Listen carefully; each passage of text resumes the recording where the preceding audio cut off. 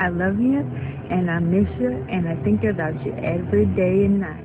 Her family says 28-year-old Meredith Norris was full of joy, quick with a joke, and had a heart for service. August, she was able to move here, and because we live in Chesterfield, we were able to connect with her a little bit more, and that's been very special. Her aunt and uncle, Donna and Lewis Rogerson, say the past 10 months were the first time they lived in the same area as Norris, while she interned at Chi Alpha Campus Ministries at VCU. They spent Tuesday cleaning out her apartment and mourning her loss.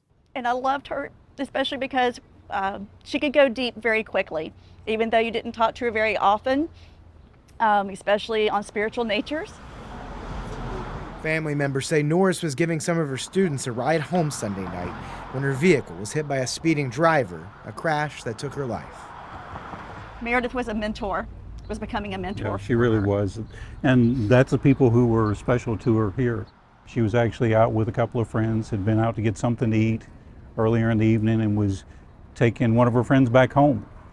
And that's when the accident occurred. Police have arrested 27-year-old Devontae Ridley in connection to this incident. They say he was speeding down Chamberlain Avenue right here when he got up to the intersection here with Laburnum Avenue.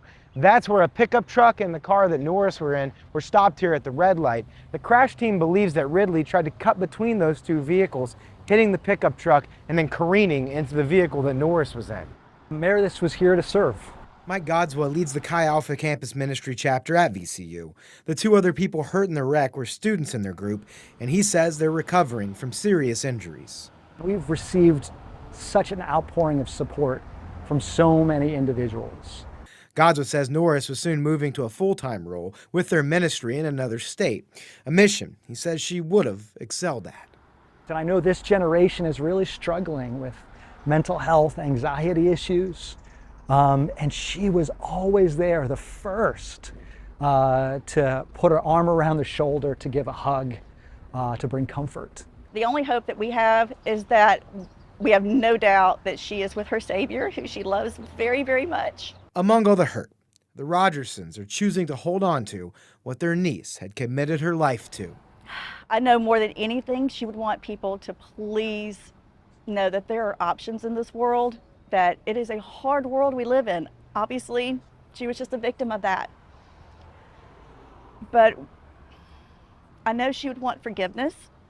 I know that she would want spiritual growth. And above all, to keep doing good. Jake Burns, CBS 6 News.